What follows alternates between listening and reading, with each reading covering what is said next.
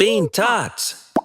Dahulu kala, di tanah Kelantan yang menghijau, hidup seorang ratu yang berkuasa, terkenal di serata negeri sebagai Cik Siti Wan Kembang. Beliau ialah puteri kepada seorang kerabat diraja dan mewarisi takhta pada usia muda.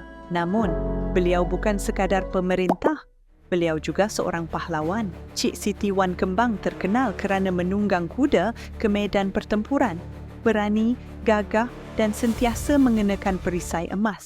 Simbol kegemarannya adalah kijang, rusa kecil yang anggun yang terpahat pada shilling lama Kelantan selama berabad-abad.